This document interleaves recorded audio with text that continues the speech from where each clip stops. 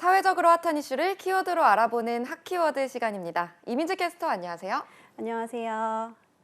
지금 이 순간에도 많은 취업준비생들이 일자리를 찾기 위해서 고군분투하고 있을 텐데요. 올해 기업들의 인재 채용 계획은 어떨까요? 업종별로 채용 기상도를 핫키워드에서 준비했습니다.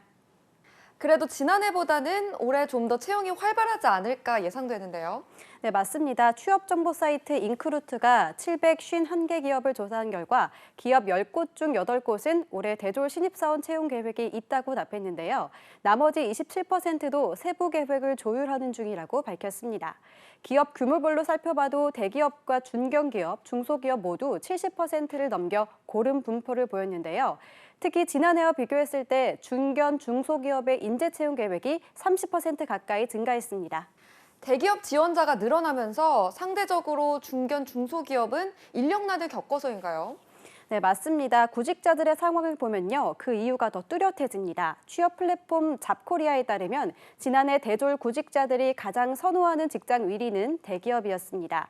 물론 여전히 아직 대학을 졸업하지 않은 학생들도 마찬가지인데요. 하지만 더는 취업을 늦출 수는 없었던 걸까요? 실제 현재 신입직으로 취업을 준비하는 이들은 달랐습니다.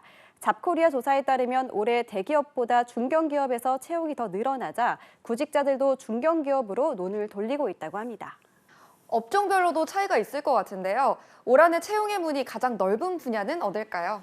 네, 대졸 신입사원 채용이 가장 활발할 것으로 예상되는 업종은 자동차 부품과 운송 장비로 나타났는데요. 작년에 이어서 또 한 번 최상위에 오른 건데 기업 10곳 중 9곳 정도가 채용 의지를 보였습니다.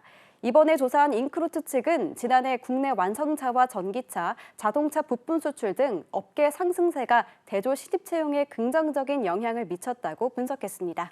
자동차 분야는 완전 맑음을 유지 중인 것 같은데요.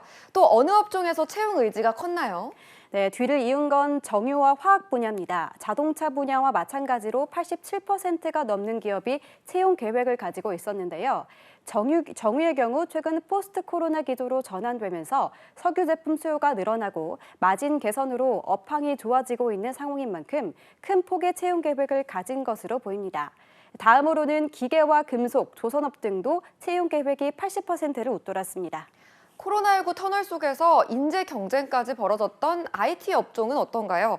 최근 IT 업종은 순이익 감소로 인건비 줄이기에 나선다는 얘기도 들렸는데요. 네, 지난해 IT 업계가 치열한 인재 경쟁의 승부수로 내세운 건 파격적인 연봉 인상이었죠.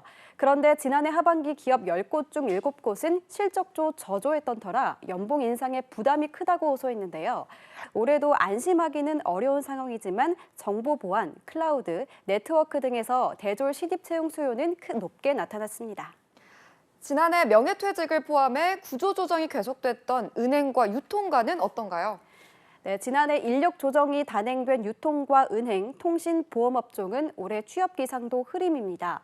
지난해 감소세가 뚜렷했던 만큼 당분간 신규 채용을 줄이는 건데요.